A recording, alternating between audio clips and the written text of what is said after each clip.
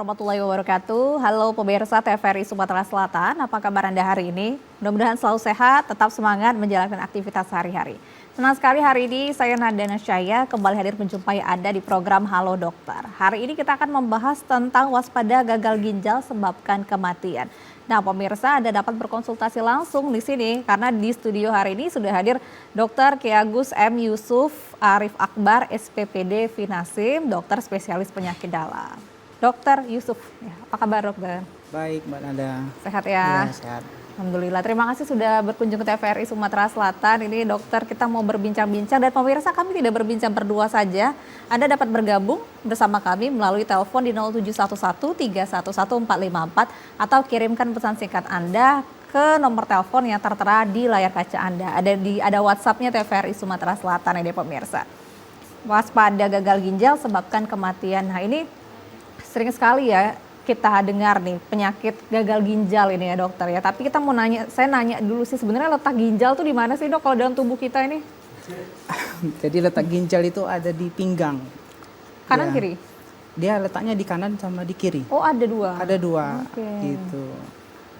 Ya jadi ginjal ini ukurannya sebesar kepalan tangan kita. Kepalan tangan orang dewasa. Kemudian letaknya di posisi kanan dan kiri. Makanya kalau orang mengeluh sakit pinggang, wah itu biasanya dihubungkan tuh. Aku ini sakit ginjal dok, gitu kata dia bilang. Padahal belum tentu gitu. Oh, emang kalau misalnya, maksudnya kalau kena sakit ginjal gitu ya, belum kita ngomong gagal ginjal, emang terasa sakit gitu pinggangnya atau enggak dok? Enggak juga. Enggak juga ya? Iya, tergantung penyebab sakit ginjalnya tersebut. Gitu. Nah, jadi fungsi ginjal ini untuk apa dok? Jadi fungsi ginjal ini yang pertama dia membuang racun. Jadi semua makanan yang mengandung racun di dalam badan kita ini kemudian diolah kan, dibuang melalui urin. Nah itu. Kemudian yang kedua dia mengatur keseimbangan cairan. Jadi dia kalau ginjalnya rusak, salah satu gejalanya pasti kencingnya menjadi sedikit sehingga nanti badannya akan sembab, gitu kan? Gitu. Kemudian dia memproduksi darah, salah satunya membantu memproduksi sel darah merah. Ya. Terus dia juga akan memproduksi vitamin D3 aktif ya, yang biasanya berfungsi untuk menyerap kalsium di dalam badan kita. Gitu. Yaitu, Mbak. Jadi itu fungsi yang paling utama ginjal ini. Jadi ketika ada permasalahan sedikit saja itu sangat berdampak terhadap tubuh ini dok ya? Iya. Ada satu lagi, dia mengatur tekanan darah salah satunya. Makanya pada pasien-pasien yang sakit ginjal, salah satu gejalanya juga tekanan darahnya akan meningkat pastinya. Oh meningkat, bisa juga ini kan HB-nya rendah? Iya HB-nya rendah tadi ya, karena tadi dia berfungsi untuk memproduksi sel darah sel darah merah kan, dia membantu produksi sel darah merah. Gitu. Oke, dari situ dengan pentingnya organ tubuh ginjal ini, jadi ada beberapa penyakit ini dok yang bisa menyerang ginjal ini. Apa aja itu dok penyakitnya tuh dok? Salah satu yang utama itu di dunia pastinya kencing manis ya, atau diabetes mellitus. Kemudian ada darah tinggi juga, hipertensi. Kemudian juga pola makan yang tidak sehat sehingga berat badannya berlebihan, yang kita sebut juga sebagai obesitas, itu juga menjadi faktor risiko untuk terjadinya sakit ginjal. Gitu. Sakit ginjal tuh ada apa aja gitu dok? Karena kan yang kita tahu nih ada yang batu ginjal gitu ya, ada yang gagal ginjal atau apa, ada beberapa jenis nih dok. Kalau ginjal nih bermasalah gitu. Iya, banyak juga Mbak Nada. Apa aja? Ya, yang tadi kata Mbak Nada batu ginjal, itu salah satunya. Itu kenapa tuh dok? Itu biasanya ya suka menahan kencing kalau kata orang itu. Nah, jadi sehingga dia terbentuk kristal batu di situ yang lama-kelamaan nanti akan membesar. Nah, dampaknya kalau dia udah besar, aliran kencing kita jadi tersumbat kan. Oh, jadi tidak bisa buang air kecil gitu ya, susah, sulit. Nah, yang seperti itulah yang biasanya menimbulkan gejala sakit pinggang. Gitu. Oh, biasanya di situ. Iya, kalau dia batu biasanya penyebabnya. Artinya ada batu gitu ya dok ya? Atau gimana sih secara medis itu ngeliatnya itu? Ya batu itu kan kalau kita lihat melalui gambaran USG biasanya ya, atau melalui gambaran ronsen. Itu biasanya kita mendiagnosis sebagai batu ginjal. Oke. Ya. Ada lagi penyebabnya yang lain, salah satunya tadi ginjal bocor. Kalau kata orang awam tuh ginjal bocor. Itu badannya bengkak semua. Gitu. Badan bengkak, kencingnya berbusa. Nah, itu salah satu manifestasi dari penyakit ginjal. Itu kenapa dok itu? Banyak sebab. Salah satunya mungkin pola makan makanan yang sekarang banyak yang mengandung minum-minuman yang berenergi kan. Nah, itu gampang sekali untuk membuat peradangan pada ginjal.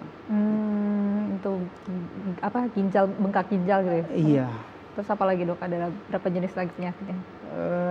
Tadi diabetes mellitus kan? Nah, itu ujung-ujungnya nanti mengarah ke sakit ginjal kalau dia tidak terkontrol gulanya. Kemudian darah tinggi yang tidak terkontrol bisa menyebabkan juga sakit ginjal. Kenapa dok itu? Maksudnya korelasinya tuh gimana tuh dok? Jadi itu ada kelainan pembuluh darah biasanya. Iya. Jadi kalau gula darah yang tinggi, otomatis nanti dampaknya ke pembuluh darah, sehingga aliran darah ke ginjal bisa terjadi kerusakan atau melalui penurunan ke situ. Diabetes pun begitu juga? Sama juga, diabetes juga, hipertensi juga begitu. Akan terjadi komplikasi di situnya gitu ya dok ya. Jadi karena itu kemudian ada batu ginjal, tadi juga pembengkakan ginjal, terus akibat diabetes sama hipertensi. Ada berapa jenis lagi nih dok? Ada jenis lagi yang lain, lupus. Oh bisa juga dok ya? Lupus itu salah satu penyakit yang kalau kita bilang itu sering menyerang pada usia muda. Itu gejalanya ya biasanya dia rambut rontok, biasanya paling sering menyerang pada wanita, ya gitu. Tapi bisa juga pada pria. Gitu. Itu salah satu manifestasi gejalanya ya sering sariawan, sakit-sakit sendi. Nah, itu dampaknya kalau ke ginjal sama juga seperti ginjal bocor tadi. Dia kencingnya berbusa. Gitu. Biasanya akan terlihat jelas apabila pasien lupus tersebut sudah menderita darah tinggi. Nah, biasanya kita memang harus ngecek itu fungsi ginjalnya. Komplikasi jadinya dok ya. Oke. Baru kalau berarti ini yang namanya gagal ginjal ini seperti apa nih definisi gagal ginjal ini dok? Jadi untuk gagal ginjal ini sebenarnya kalau gagal ginjal berarti sudah masuk stadium 5 Mbak sebenarnya gitu. Jadi istilahnya tuh penyakit ginjal kronik gitu. Dok, udah ada yang nelpon nih dok, kita terima dulu ya. Halo, halo dokter. Halo dokter. Iya, dengan siapa di mana? Pak Hafiz di Lumabang. Pak Hafiz di Lumabang. Silakan Pak. Halo dokter. Ya, Pak Hafiz. Ini Pak dokter, saya dari nonton cerita tentang sakit pinggang Pak dokter. Saya ini sering sakit pinggang juga Pak dokter. Kalau lagi kerja tuh saking menyut, ya seperti sampai ke ujung kepala. Kenapa Pak dokter?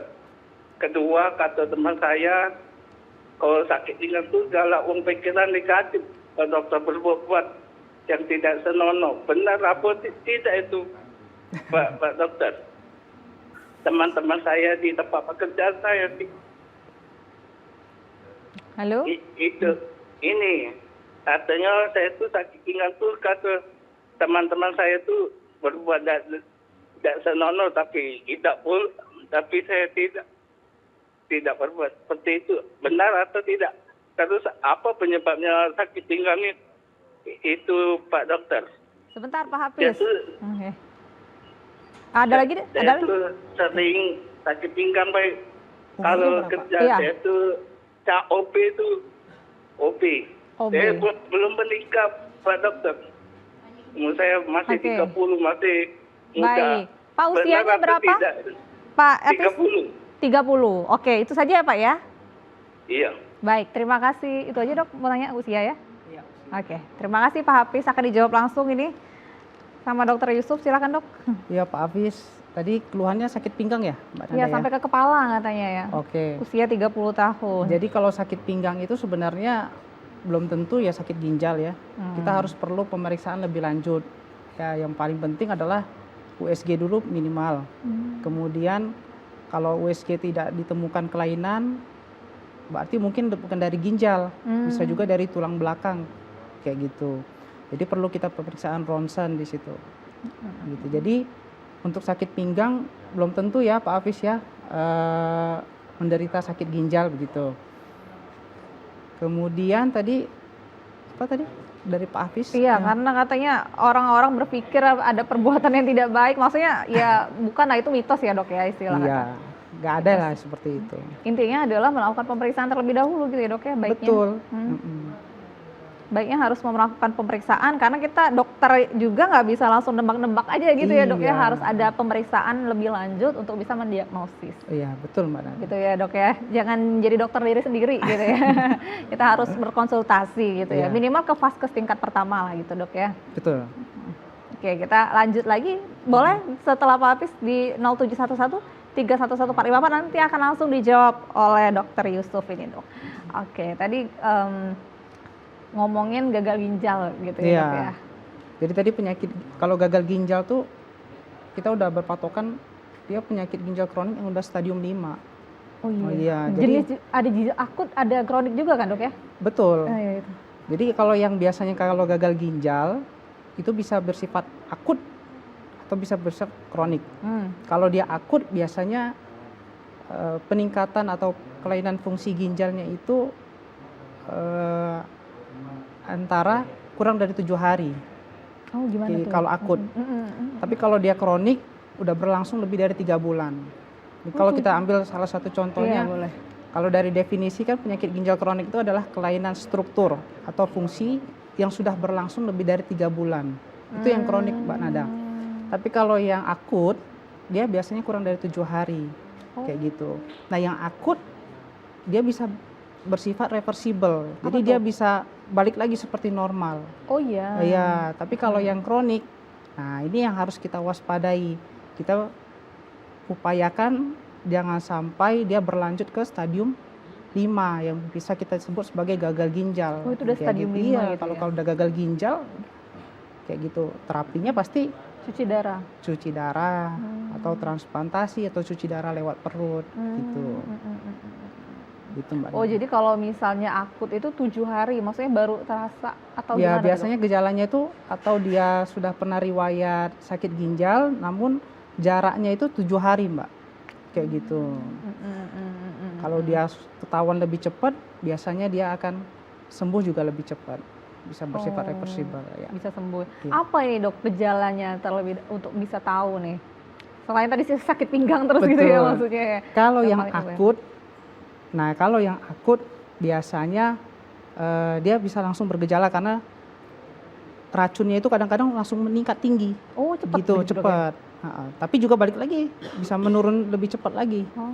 Tapi kalau yang kronik, racunnya memang lama, perlahan dia meningkatnya.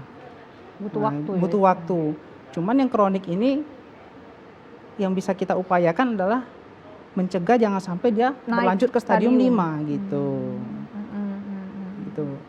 Nah untuk gejalanya sendiri, kalau dia yang penyakit ginjal kronik stadium awal, kadang-kadang bersifat tidak bergejala dia. Oh iya dok. Iya. Oh. Jadi kadang nggak itu ngerasa apa-apa. nggak terasa. Nah, maka dari itu yang perlu kita periksa, yang perlu kita anjurkan untuk pemeriksaan fungsi ginjal itu adalah orang-orang yang sudah beresiko. Yang punya penyakit-penyakit Betul. penyerta tadi ya. Misalnya seperti hipertensi atau kencing manis. Nah, itu yang kita sarankan untuk melakukan pemeriksaan. Ya paling tidak setahun sekali lah pada saat dia ulang tahun gitu. Oh gitu ya. Aduh, takut banget deh dapet hadiahnya kalau ada. Iya. Iya. Oh, Gitu. jadi kalau misalnya yang akut itu cenderung lebih nggak ada gejala dok? Bisa tiba-tiba atau gimana Kalau nih? dia penyakit ginjal akut atau yang kita sebut sebagai acute kidney injury, kadang dia sudah memang ada gejala Mbak, kayak gitu. Tapi gejalanya itu yang paling Ringan gitu ya? dominan biasanya kencing kita tiba-tiba mendadak menjadi sedikit. Nah itu biasanya bisa bersifat akut itu. Tapi kalau kita langsung cegah, langsung kita minum banyak, kemudian kencingnya balik lagi, biasanya fungsi ginjalnya juga udah balik lagi, normal lagi begitu. Oke, jadi sebenarnya cenderung lebih malah tidak ini ya dok ya, maksudnya tidak dipahami, tidak sadar gitu ya penderita ini gitu ya. Nanti tiba-tiba dia ngedrop kah atau gimana nih dok? Bisa didiagnosis ini? Nah, karena tadi yang kita balik lagi fungsi ginjal salah satu dia memproduksi darah, mengatur tekanan darah. Nah itu yang kita terlihat dari situ Mbak Oh Nada. lebih ke situ Iya. ya. Jadi kalau misalnya dia sudah lemes, lesu, kemudian ya HB-nya rendah gitu ya. itu udah tanda-tanda HB rendah tuh. Itu yang kita sebut anemi kan? Ya Nah biasanya. itu. Kemudian kalau memang dia racunnya udah banyak, dia mulai tuh ngerasa mual. Nafsu makannya udah mulai turun. Oh Gitu. itu ya. Jadi yang paling penting untuk di aware itu dulu ya Iya, gitu ya. Kalau udah itu dulu. lemes tidak ada tenaga gitu. Karena kan kalau misalnya HB rendah tuh tidak bertenaganya tuh bener-bener tidak bertenaga gitu ya dok ya. Iya. Ngerasain nggak sih? Break dulu dok, kita akan ngobrol-ngobrol lagi pemirsa. Untuk Anda silakan di 0711311454. Tetaplah bersama kami di Halo Dokter.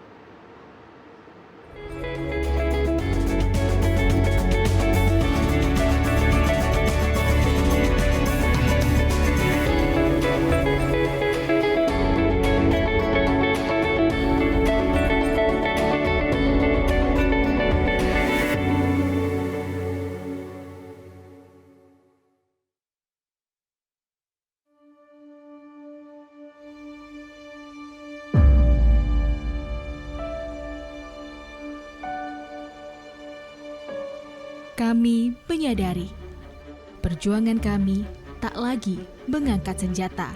Darahnya turun, gitu ya. Melainkan tentang bagaimana meneruskan cita-cita bangsa, menciptakan generasi cerdas yang bermartabat. Kami yakin semua bisa dicapai. Berinovasi menjadi solusi, karena masa depan bangsa ini diciptakan oleh apa yang dikerjakan hari ini, bukan esok hari.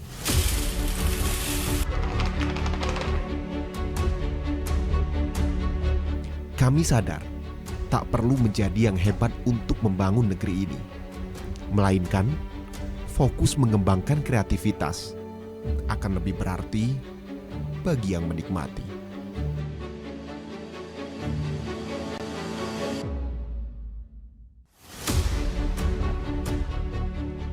Terkadang, realita tidak semudah yang dibayangkan.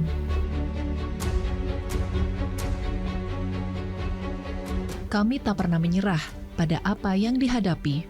Setelah ini apakah ada pengolahan lebih lanjut lagi dari Bukan sebatas informasi, tapi tentang bagaimana mengabarkan kebenaran hari ini untuk perubahan di masa depan. Sampah bukan hanya tanggung jawab pemerintah saja, namun juga tanggung jawab kita semua. Demikian kondisi terkini kami laporkan.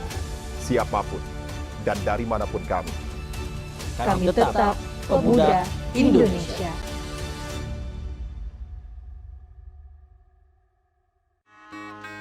Kebudayaan agraris yang selaras dengan alam diekspresikan dalam alunan nyanyian yang diiringi petikan gitar tunggal khas Sumatera Selatan.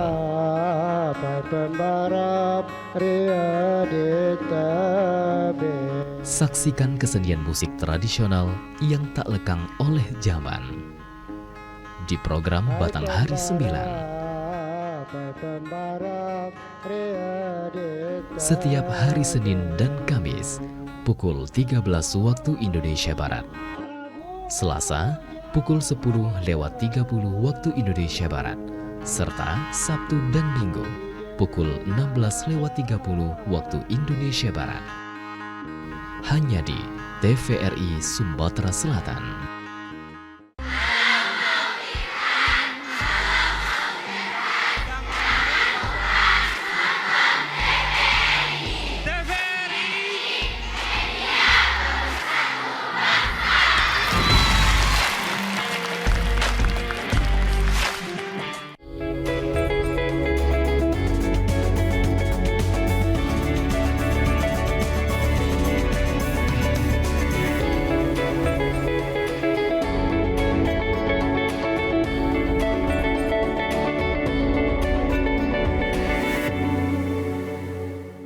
kasih pemirsa, Anda masih bersama kami di Halo Dokter. Waspada gagal ginjal sebabkan kematian. Anda dapat bergabung bersama kami di line telepon di 07113114454 atau kirimkan pesan singkat Anda ke WhatsApp di nomor telepon yang tertera di layar kaca Anda. Masih bersama dengan Dr. Yusuf Arif Akbar hari ini, spesialis penyakit dalam. Kita membahas tentang gagal ginjal tadi ya. Jadi gejala yang paling umum terjadi gitu ya, lebih ke gejala dari fisik kita itu ya seperti gejala-gejala lemas dan lain-lain itu ya dok ya. Betul. Tapi gini dok, ada beberapa kasus yang saya temukan ya, kayak saya dokter aja kasusnya gitu. Maksudnya rekan-rekan saya melihat ada orang-orang yang melihat tiba-tiba masih muda gitu ya, dia tidak sakit apa-apa gitu, masuk ke rumah sakit dengan langsung hilang kesadaran atau apa, langsung didiagnosis dengan gagal ginjal gitu. Itu pun bisa gitu dok ya. Bisa aja sebenarnya. Kita balik lagi, kalau melihat hal yang seperti itu, kita harus cari tahu dulu nih, ada enggak dia riwayat minum-minuman yang berenergi atau pola makan dia yang tidak sehat, seperti itu. Karena terima telepon lagi dulu. Oke, ada konsultasi nih. Halo dokter. Halo. Iya, dengan siapa di mana? Halo dokter. Iya, halo dokter. Bapak dengan siapa Pak? Dengan Pak Bayu. Pak Bayu. Pak Bayu Palembang kah? Pak Jo. Siap, silakan Pak Bayu. Ini mau nanya sama dokter ini. Ya, ini Pak dokter. Ya, Pak Bayu. Masalah ini kan kalau masalah penyakit ginjal. Nah, itu ginjal itu apa ini? Jadi ini ada kasus dia kan kena penyakit ginjal. Tapi disarankan dokter ya karena kemarin kan dia nambah darah 3 kantong. Nah, lantas apa itu bisa langsung di ini apa nama itu, tapi gini katanya itu ada gejala anemia katanya. Iya. Nah, apakah penyakit ginjal itu bisa menuju ke anemia itu? Gitu aja Pak Dokter, makasih. Maaf Pak Bayu, dokter ada yang mau ditanyain? Tekanan darahnya berapa kalau boleh tahu? Iya. Nah,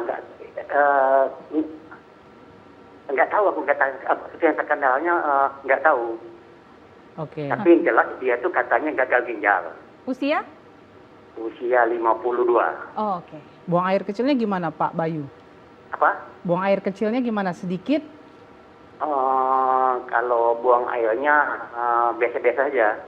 Biasa-biasa ya. Kalau riwayat penyakit sebelumnya, misal kencing manis atau darah tinggi ada juga? Kalau penyakitnya riwayatnya ada darah tinggi. Oh, darah tinggi. Ya. Baik. Terima kasih Pak Bayu. Sama-sama, ya. Akan dijawab oleh dokter. Silakan dokter. Iya. Jadi ini bagus nih pertanyaan. Jadi tadi yang seperti yang sudah kita bilang tadi, bahwa salah satu gejala sakit ginjal itu adalah kurang darah tadi kan.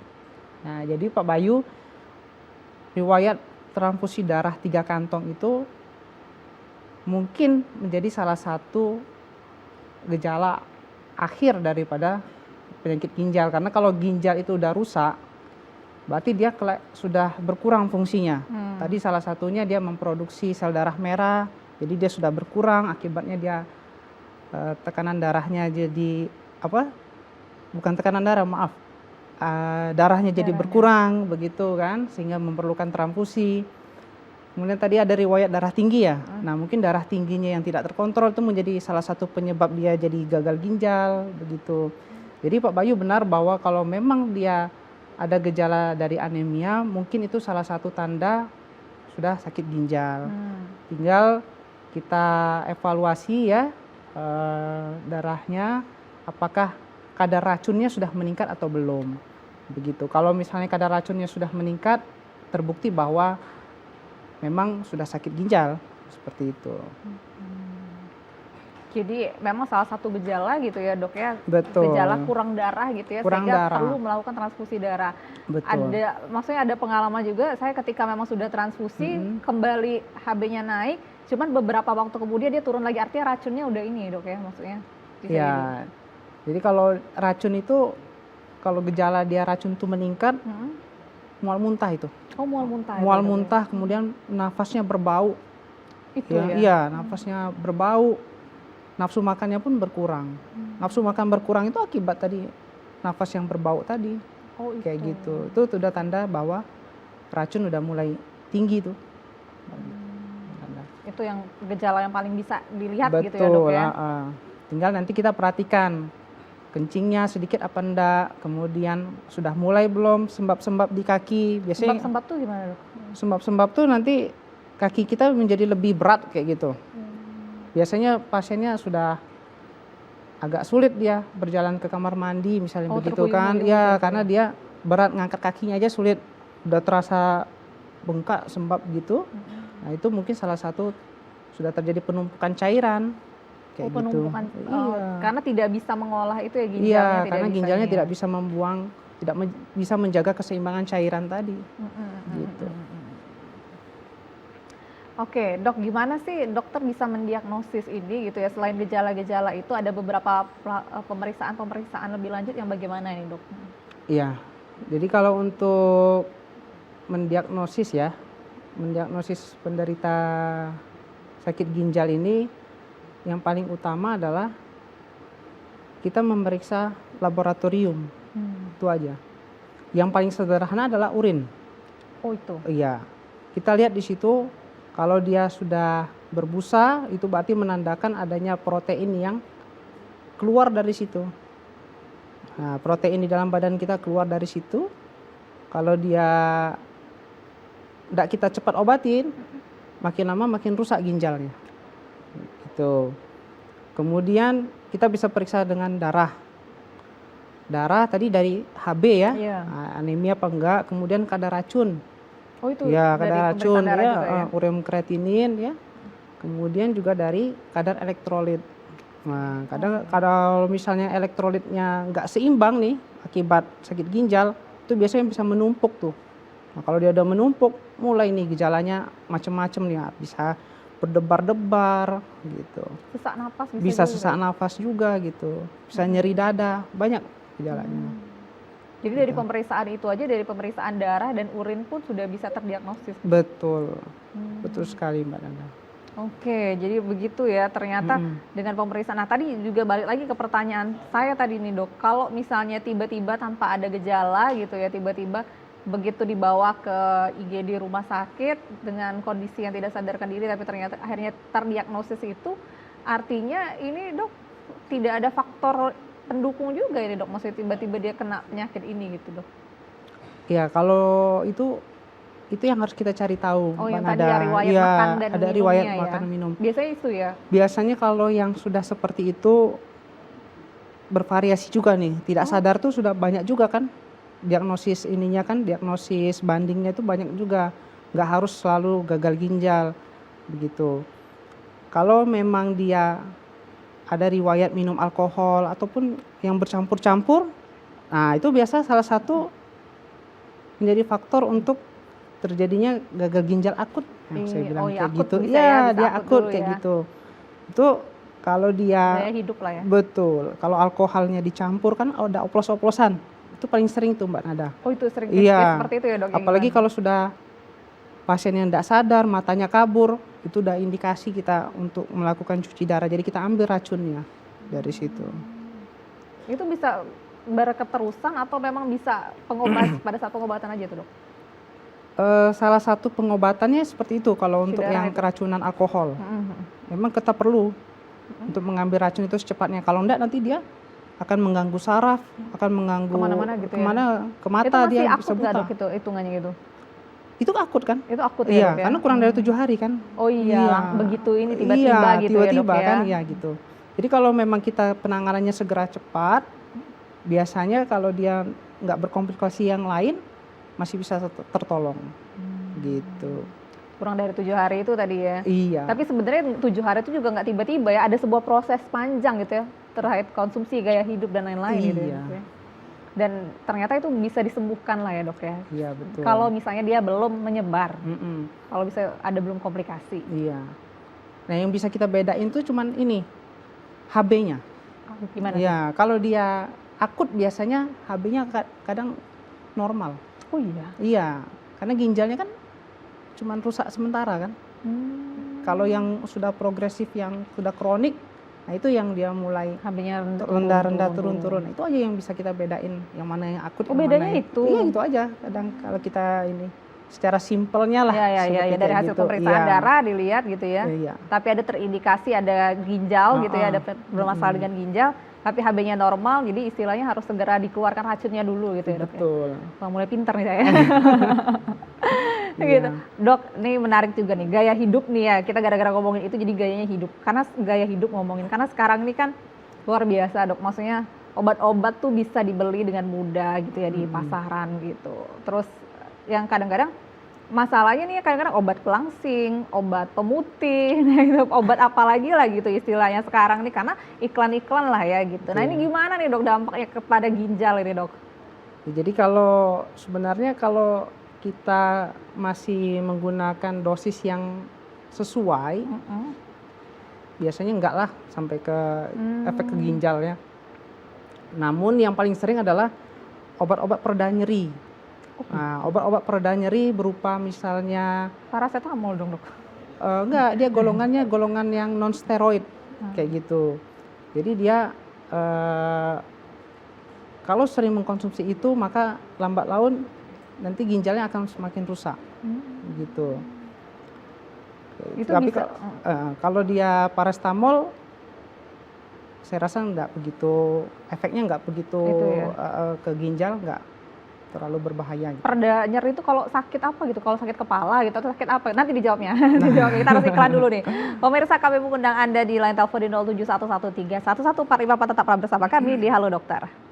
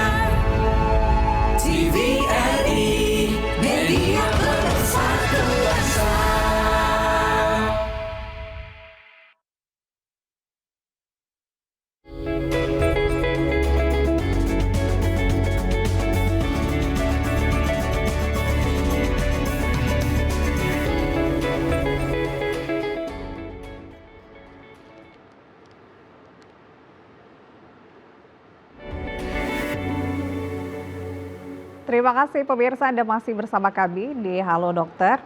Waspada gagal ginjal sebabkan kematian masih menjadi tema kita hari ini. Dan pemirsa, untuk Anda yang ingin bergabung, silakan di line telepon di 07113114454 atau kirimkan WhatsApp pesan singkat di nomor telepon yang tertera di layar kaca Anda. Nanti akan dijawab langsung oleh Dr. Yusuf gitu.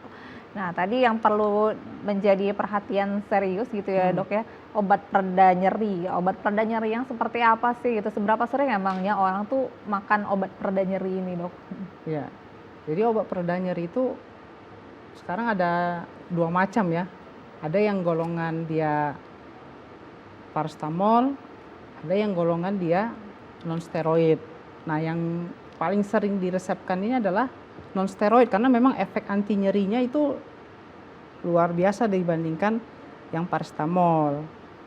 Nah, yang sering orang kena sakit ginjal itu adalah orang yang sering menggunakan atau mengkonsumsi obat-obat anti nyeri yang jenis non steroid tadi. Biasanya itu pada pasien yang usianya sudah tua, sudah lanjut, yang lututnya sakit. Nah, kalau dia tidak bisa jalan, dia harus makan obat anti nyeri dulu baru dia bisa jalan. Nah, sudah usia tua, makan obat anti nyeri yang terus-terusan, waduh udah cepat sekali ginjalnya makin lama makin rusak gitu. Berarti kalau yang kayak obat-obat pereda nyeri kan orang tuh suka gini dok, nggak tahan sakit gitu ya. Kalau itu yang tua gitu ya kata dokter tadi. Ya kalau misalnya kayak pusing, sakit kepala, pereda nyeri sakit kepala, sakit gigi minum, atau perempuan yang datang bulan sakit perut dia minum obat pereda nyeri. Nah itu gimana tuh dok? Ya kalau dia sesekali aja nggak apa-apa Mbak Nada. Oh, kayak gitu. Tapi kalau dia yang sering konsumsi mungkin hampir tiap hari, nah itu yang harus kita waspadai. Bahaya juga sakit tiap hari dok ya? Iya. Ya itu makanya biasanya pasien-pasien yang sudah degeneratif, yang usia tua, usia lanjut, yang kaki lututnya sakit, nah itu biasanya paling sering dia meminum obat anti nyeri. Seperti itu. Makanya kadang-kadang juga pada saat diresepkan juga ada peringatan gitu ya dok ya? Iya. Jangan dikonsumsi. Kalau kita ngeresep pasien, biasanya kita edukasi pasien itu, Bu, kalau memang ini sakit diminum, kalau tidak sakit usahain jangan minum. Nah begitu. Ada juga sekarang obat anti nyeri yang paling aman tuh adalah obat oles. Nah, jadi dia nggak masuk ya? Betul, dia nggak ke cerna kan. Oh lebih ini ya, lebih aman lah gitu ya dok iya. ya? Dok, balik lagi ke gaya hidup ini dok, tadi selain tadi konsumsi obat tadi ya pelangsing atau pemutih dan lain-lain, ini juga kadang-kadang ada yang suntik, ada yang infus gitu loh dok. Tanpa ini gimana nih dok kadang-kadang? Kalau yang injeksi atau yang infus, selagi dia masih dalam batas dosis yang sewajarnya, itu aman lah. Iya. Kecuali kalau memang sudah melewati batas maksimum, batas dosis maksimum, bisa aja dia ngefek ke ginjal. Gitu. Makanya harus dibawa pengawasan dokter terus gitu ya? Betul. Bahaya. Bukan kita nggak bolehin, boleh silakan, tapi biasanya kan ada dokternya kan yang mengawasinya itu. Gitu. Oke, dokter, kita akan ngomongin mitos atau fakta ini ya, biar menarik ini ya. Karena banyak sekali orang-orang yang kadang berpikir apakah ini mitos atau fakta gitu. Coba, apakah ini mitos atau fakta bahwa gagal ginjal hanya terjadi pada orang tua? Mitos. Mitos, kenapa tuh? Karena gagal ginjal bisa karena usia muda. Betul. Iya. Karena kalau dia minum minuman yang tidak sehat, dia bisa jadi gagal ginjal kan, dan berkelanjutan untuk melakukan cuci darah gitu. Oh iya nih dok, saya tambahin lagi, kalau misalnya dia udah pernah cuci darah, maksudnya akut gitu ya, sembuh itu kemungkinan besar terkena lagi tuh bisa lebih besar gitu dok? Betul. Kambuh. Dia jadi adanya resiko kan, dia bisa resikonya lebih tinggi dibandingkan yang sebelumnya dia tidak ada sakit ginjal kan, gitu. Jadi kalau udah sekali itu harus hati-hati gitu ya? Iya, hati-hati menjaga ginjalnya jangan sampai rusak lagi yang kedua kalinya, gitu. Oke. Lanjut ini, mitos atau fakta bahwa gagal ginjal selalu menunjukkan gejala awal yang jelas? Gejala awal yang jelas, mitos juga. Mitos juga? Iya. Oh iya tadi juga ini iya. ya? Karena kalau stadium-stadium awal biasanya kadang tidak bergejala, gitu. Kecuali kalau dia sudah berlanjut, ginjalnya udah rusak parah, baru dia bergejala. Gitu. Malah gejalanya kadang-kadang di penyakit yang lainnya gitu ya? Bukan di penyakit lainnya. Kalau dia penyakit lain, tapi dia udah komplikasi ke ginjal, baru dia bergejala. Kita terima telepon lagi. Oke. Halo dokter. Halo. Halo, dengan siapa di mana? Oh terputus, silakan ditelepon lagi di 0711311454 ya. Oke. Baik, ada lagi nih, mitos atau fakta bahwa gagal ginjal hanya disebabkan oleh konsumsi garam berlebihan. Oh, garam juga? Mitos. Mitos juga? Hanya kan? Hanya garam berlebihan. Tapi salah satu faktor. Bisa salah satu faktor. Jadi kalau garam berlebihan itu efeknya ke darah tinggi. Kalau darah tinggi kita tidak terkontrol, maka akan lebih cepat terkena sakit ginjal.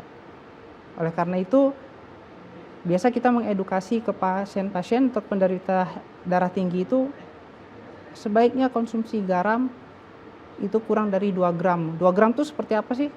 Setengah sendok kurang. Setengah sendok kecil ya kurangnya. Seperti itu. Satu hari? Sehari ya. Gitu. Dikit banget ya? Iya. Oke.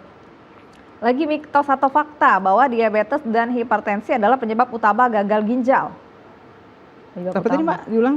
Diabetes dan hipertensi adalah penyebab utama gagal ginjal. Iya, fakta itu. Fakta ya? Utamanya dari 2 penyakit ini. Betul. Kalau di luar negeri itu diabetes yang paling tinggi. Kalau di Indonesia sendiri saat ini masih hipertensi. Oke, kita terima telepon. Halo dokter. Halo. Halo, Iya, dengan siapa di mana Pak? Farhan dari Cianjur. Pak Farhan. Bapak Farhan dari Cianjur. Oke, Pak Farhan silakan Pak sama dokter Yusuf. Saya ingin bertanya soal penyebab sakit ginjal itu apakah dipengaruhi oleh kopi sama berpengaruh untuk penyakit ginjal ya Mbak? Dan gejala-gejalanya terkena ginjal itu seperti apa kira-kira Pak Dokter? Kopi Pak ya? Ya, apakah itu berpengaruh itu gagal ginjal? Biasa kan kalau kopi sama rokok itu pasti banyak yang digunakan. Apakah itu menyebabkan sakit ginjal? Oke, baik. Terima kasih Pak Farhan. Oke. Baik, akan dijawab langsung oleh dokter. Gimana dok, kopi ya? Iya. Sebenarnya kalau kopi itu Pak Farhan, dia tidak bisa, dia bukannya langsung menyebabkan sakit ginjal. Namun dia ada efek di mana kalau kopi kan biasanya kita konsumsi untuk orang-orang yang kita pengen begadang ya, begitu, atau yang sakit kepala. Gitu. Jadi kalau dia sering bergadang, biasanya tuh tensi mulai naik tuh. Jadi ada kaitannya juga darah tinggi gitu. Kadang kalau dia darah tingginya nggak ada gejala, ya dia biasa-biasa aja. Nanti pada saat akhirnya ujungnya karena darah tingginya nggak terkontrol, akibat nggak ada gejala, udah ujung-ujungnya kena langsung sakit ginjal. Gitu aja sebenarnya Pak Farhan. Nggak secara langsung kopi menyebabkan sakit ginjal tuh nggak. Gitu. Gejalanya seperti apa tadi pertanyaan Pak Farhan tadi? Kalau gejala di awal tadi Pak, kalau untuk sakit ginjal, gejala awal itu kadang-kadang tidak kita rasakan Pak Farhan. Namun kalau dia gagal ginjalnya sudah berkelanjutan, sudah stadium-stadium akhir, biasanya mulai ada timbul gejala Pak Farhan. Seperti lemas, kemudian wajah kita pucat gitu. Kemudian mual muntah, nafsu makan berkurang, kaki sembab, kemudian buang air kecil kita jadi sedikit. Nah, itu salah satu gejalanya yang paling sering pada penderita ginjal. Oke, itulah yang harus diwaspadai gitu ya. Ketika ada gejala, timbul gejala itu segera periksakan diri gitu ya. Oke, kita lanjut lagi dok ke mitos atau fakta bahwa gagal ginjal dapat menyebabkan komplikasi serius seperti penyakit jantung. Fakta. Fakta, betul. 100% fakta dok ya. Betul. Karena yang sakit ginjal itu kaitannya dengan kalau ginjal rusak berarti ginjal tidak bisa berfungsi lagi untuk mengontrol tekanan darah. Kalau tekanan darah yang tidak terkontrol akan menyebabkan resiko yang tinggi untuk terjadinya sakit jantung. Salah satunya jantung akan semakin membesar gitu. Oke. Iya. Setuju. Iya. Lanjut lagi kita, mitos atau fakta, jika ginjal saya bermasalah, maka saya akan merasakannya. Merasakan nggak sih? Mitos ya dok ya? Iya. Rasa nggak sih? Kalau dia yang tadi saya sudah bilang, kalau dia sudah berkelanjutan, mungkin dirasain. Tapi kalau dia awal-awal kadang nggak dirasain sama dia. Oke, mitos atau fakta bahwa hanya laki-laki yang rentan terkena gagal ginjal? Mitos. Mitos juga? Betul. wanita juga bisa menderita sakit ginjal gitu. Terutama pada wanita yang beresiko pada saat dia hamil, dia mengalami darah tinggi. Nah, kalau dia tidak diatasi dengan cepat, setelah dia hamil masih darah tinggi, nah itu banyak sekali sekarang kasus-kasusnya yang berujung dengan sakit ginjal atau gagal ginjal gitu, Mbak. Dia darah tinggi karena keracunan kehamilan, beda lagi ya? Bukan keracunan kehamilan ya, karena ada faktor janin dia di mana mungkin di badan ibu itu kekurangan oksigen janinnya, sehingga badan ibu itu akan meningkatkan tekanan darah supaya aliran oksigen ke bayi itu sampai begitu.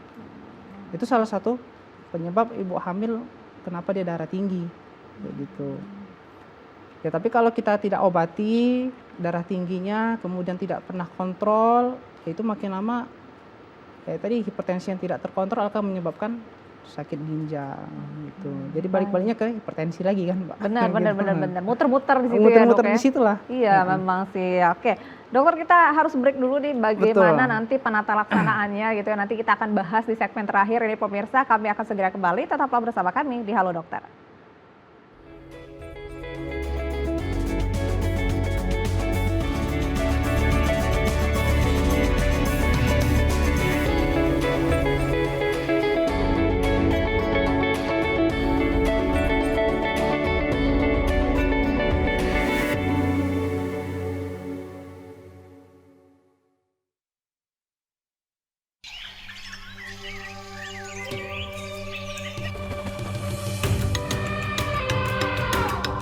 Taman Nasional Waikambas, kawasan konservasi dengan luas sekitar 125.000 hektar, kaya akan satwa liar dan menjadi habitat gajah Sumatera, Elepas maximus sumatranus. Keberadaan kawasan konservasi Waikambas sangat penting untuk melindungi satwa gajah yang masuk kategori appendix ini. Dan inilah lokasi tempat keseharianku sebagai seorang mahout. Interaksiku bersama hewan besar ini membangun keterikatan emosi layaknya orang tua dan anak.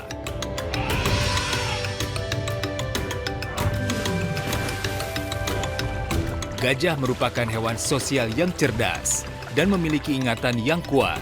Hewan besar berbelalai panjang ini sangat peka dan berkomunikasi melalui sentuhan, penciuman, juga suara.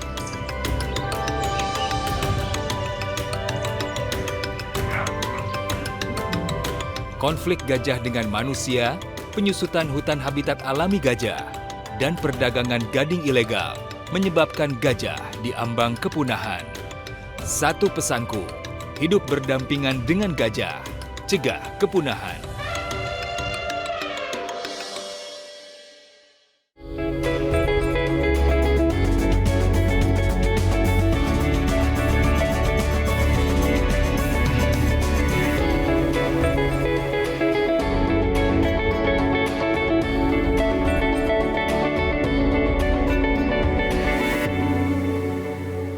Terima kasih Anda masih bersama kami di Halo Dokter. Waspada gagal ginjal sebabkan kematian, masih bersama dengan Dr. Yusuf, SPPD. Hari ini di segmen terakhir kita akan membahas penata laksanaan penyakit ini ya, Dok ya.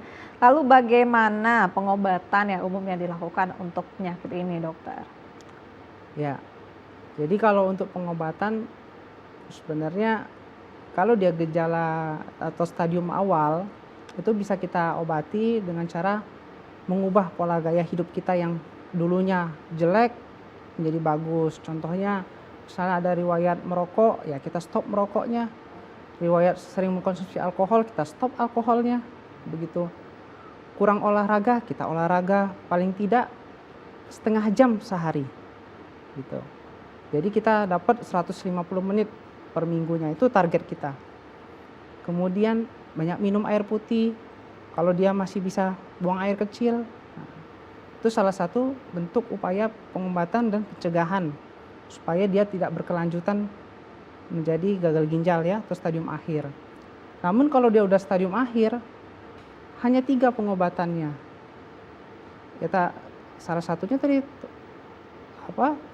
terapi pengganti ginjal, yaitu ada hemodialisis, cuci darah, kemudian continue ambulatory peritoneal dialysis, yaitu kalau awamnya ngomong cuci darah lewat perut gitu. Satu lagi transplantasi ginjal gitu. 3 itu yang paling ini ya dok ya. Iya. Jadi artinya ketika memang akut ataupun ada gejala gitu ya, perubahan gaya hidup yang paling utama. Betul.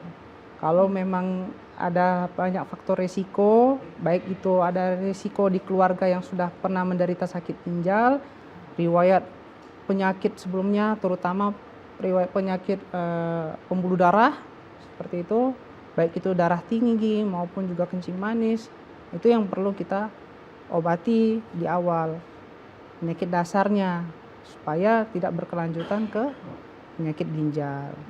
Gitu. Kita terima telepon lagi nih dok. Halo dokter. Halo dok. Ya, dengan siapa di mana? Puput dari Pelaju dok.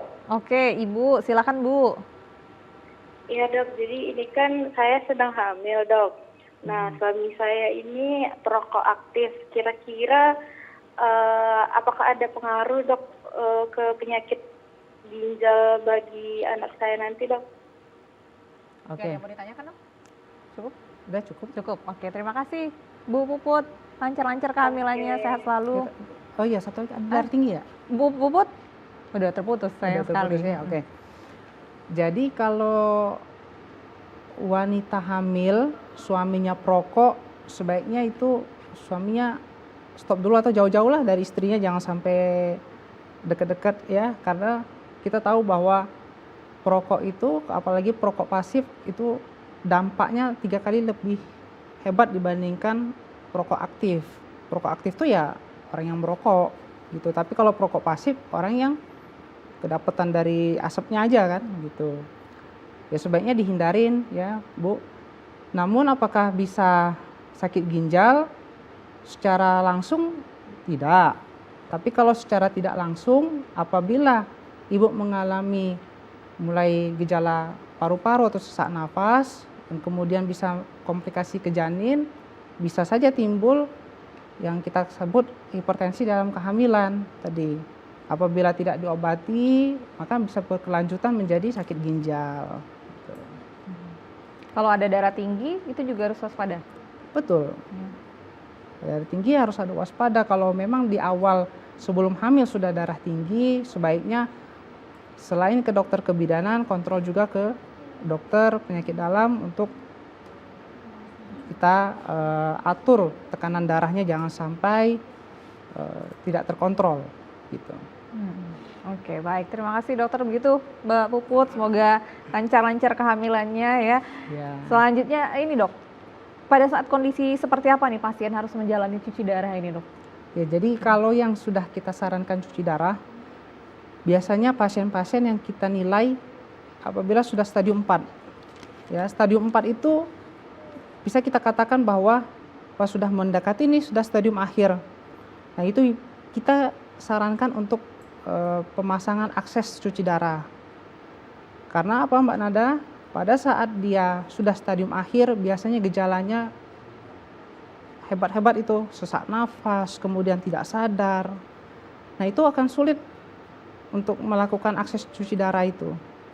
Pertama, kalau dia sudah gelisah, tidak sadar gelisah, racunnya sudah menumpuk, pemasangan akses cuci darah itu kan lewat infus tuh, hampir sama seperti orang donor darah. Kalau dia bergerak, udah lebam dia, bisa-bisa gagal cuci darahnya. Nah, kalau udah gagal, gak ada akses, gimana kita mengeluarkan racunnya? Nah, itu yang bisa berdampak kematian. Maka dari itu, biasanya kalau pasien-pasien yang sudah sakit ginjal stadium 4, biasanya kita edukasi, ini bakal berlanjut menjadi stadium 5 yang nantinya ibu akan mengalami atau mendapatkan cuci darah kayak gitu. Selain kita tawarkan 2 opsi yang lain, misalnya ada transplantasi ginjal atau cuci darah lewat perut seperti itu. Oke, jadi di stadium 4 itu sudah disarankan gitu ya? Iya, sudah disarankan, sudah di istilahnya tuh sudah diwanti-wanti lah seperti itu.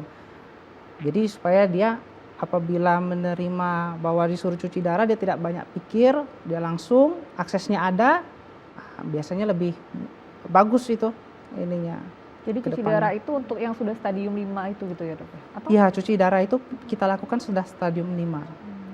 memang sudah racunnya sudah tidak betul, racunnya sudah menumpuk, kemudian gejalanya juga sudah khas, sesak nafas ya, kemudian bengkaknya yang tidak bisa diatasi lagi dengan obat, kemudian tidak sadar.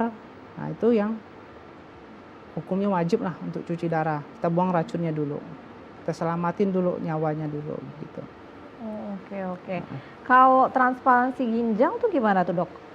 Nah kalau transplantasi ginjal ini kita baru-baru ini 1 tahun ini ya, kalau nggak salah waktu tahun yang 2023 itu kita RSMH mulai lagi mengadakan transplantasi. Ini sudah yang ke-7 kalau nggak salah. Yang ke-7. Jadi kalau transplantasi ginjal ini kita harus melihat siapa donornya. Yang dianjurkan saat ini adalah donor yang terdekat. Donor yang terdekat itu adalah keluarga, kayak gitu. Yang paling sering sekarang adalah ibu kandung ataupun bapak kandung, gitu. Karena perbedaan darah biasanya yang kita periksa itu tidak, istilahnya itu tidak beda lah, begitu. Jadi resiko untuk terjadinya penolakan terhadap ginjal yang baru itu sedikit, minimal dibandingkan dengan donor yang lain. Donor yang lain yang riwayat penyakitnya kita tidak ketahui, misalnya seperti itu kan, kehidupan gaya hidupnya kita tidak tahu. Nah itu biasanya lebih beresiko untuk terjadi penolakan ginjal yang baru kepada pasien yang mengalami sakit ginjal itu. Pada saat kondisi seperti apa yang disarankan untuk transplantasi ini dok? Untuk transplantasi sebenarnya semua pasien-pasien penyakit ginjal itu udah kita sarankan transplantasi, karena terapi pengganti ginjal yang baik adalah transplantasi. Namun sekarang yang susah itu adalah mendapatkan donornya itu loh Mbak. Yang cocok gitu ya dok? Iya, mendapatkan donor yang cocok. Tidak semua donor itu cocok, apalagi keluarga dekat ada juga yang tidak cocok gitu. Jadi memang kesulitan di situ, mencari donor, nah, gitu. Tapi kalau kapan kita anjurkan untuk transplantasi ya kalau memang ada donornya kita lakukan transplantasi, karena itu yang paling bagus, yang paling bagus. Jadi diganti gitu ya dok? Betul. Gitu. Ginjal yang orang mentransplantasi kan? Ginjal yang donor, kan ginjal ada dua tuh Mbak. Ya. Kalau dia sehat, yang si donor ini sehat, kita ambil 1 ginjalnya. Lalu kita tempel ke yang pasien yang mengalami sakit ginjal. Jadi dia bisa kan, karena kalau orang itu kita bisa hidup dengan 1 ginjal, bisa hidup. Iya. Ya, yang penting tersaring racunnya. Itu aja sih sebenarnya. Gitu. Oh jadi kalau misalnya kena ginjal artinya dia kena dua-duanya gitu ya kalau dia kena Betul. penyakit itu ya. Karena kalau dia cuma salah satu jarang biasanya sampai ke gagal ginjal tahap akhir, karena masih ada 1 ginjal kan gitu. Kalau dia ada dua-duanya udah. Oke. Baik dok, saran nih untuk para pasien-pasien, mungkin apa ya pesan-pesan buat para pasien-pasien yang memang sudah menjalani penyakit ini, atau untuk keluarga-keluarga yang mendampingi ini, boleh dok di akhir. Ya jadi penyakit ginjal ini untuk khusus pasien ya. Apabila ada pasien yang sudah didiagnosis penyakit ginjal ini bukan akhir dari segalanya.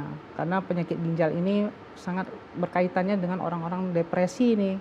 Ketika dia sudah diagnosis dengan sakit ginjal, udah mulai dia depresi. Nah, sebenarnya keadaan depresi itulah yang membuat daya tahan tubuh kita semakin turun.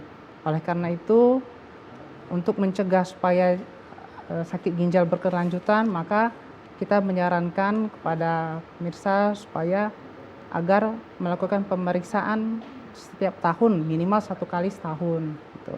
Oke. Iya. Mencegah lebih baik ya dok ya? Oh ya, mencegah lebih baik daripada mengobati. Gitu.